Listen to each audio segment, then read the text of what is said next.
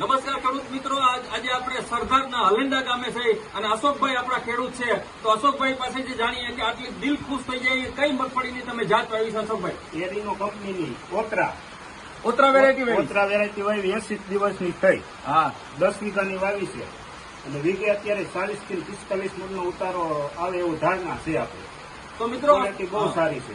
મિત્રો અશોકભાઈના કહેવા પ્રમાણે ઓતરા વેરાયટી વાવી છે. આપણો બિયારણનો પ્લોટ છે. કોઈ પણ પ્રકારનું કેમિકલ ખાતર, નાઇટ્રોજન કે યુરિયા કે ડીએપી વાપર્યું, માત્ર દેશી ખાતર ઉપર એને મગફળી કરેલી છે. અને અત્યારે જે મગફળી તમે જુઓ તો આ મગફળી 40 થી 50 મણ વીઘે થાય એવી છે.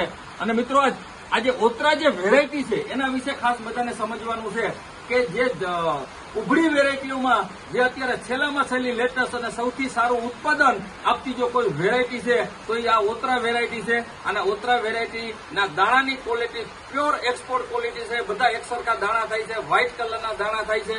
આનો બજારનો ભાવ તમને સૌથી શ્રેષ્ઠ મળે એવા પ્રકારના દાણાની ક્વોલિટી છે, જાવા ક્વોલિટી. તો જાવા ક્વોલિટીમાં સૌથી અત્યારે નંબર 1 વેરાયટી છે. મિત્રો 2025માં જો મગફળી વાવવાની હોય અને તો ખેડૂતોએ ખાસ ઓતરા પ્રકારની આ વેરાયટી વાવવાની છે. એ 100 થી 110 દિવસે કમ્પ્લીટ થાય છે અને પૂરેપૂરું સારામાં સારું 40 થી 50 મણનું ઉત્પાદન આપે છે.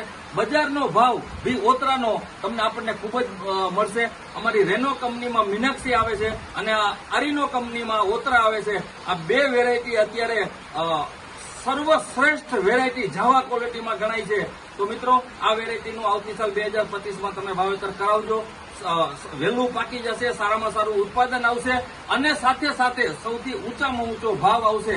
જો તમે નવા વિજ્ઞાન સાથે નવા સંશોધન વાળી વસ્તુ વાપરશો, વેરાયટીઓ વાપરશો તો ખેતીમાં ખૂબ જ નફો અને ખેતીમાં ખૂબ જ ફાયદો થાય એવું દેખાય છે. આવા અમારા સૌરાષ્ટ્રમાં આ વખતે બિયારણના ઘણા બધા ઓતરાના પ્લોટ છે અને આજે અમે દરેક ઓતરાના પ્લોટની મુલાકાત લઈ અને ખેડૂતોને અમારા બિયારણના પ્લોટ વ્યવસ્થિત રીતે સાચવે એ રીતે અમે એનું સંચાલન કરીએ છીએ. તો ઓતરા વેરાયટી આવતીકાલ માટેની સર્વશ્રેષ્ઠ વેરાયટી છે. અશોકભાઈએ ફરીથી આજે અમને બોલાવ્યા અને ખૂબ સારા ચાલુ વરસાદે અમે આજે બોલાવ્યા. આજે 5/9/2024ની તારીખ છે અને આ 1 મહિના પછી મગફળી તૈયાર થઈ જશે. પાછા અમે મુલાકાત લેશું. ફરીથી અશોકભાઈ આટલી સરસ માવજત કરી એ બદલ અશોકભાઈનો ખૂબ ખૂબ આભાર. જય હિન્દ.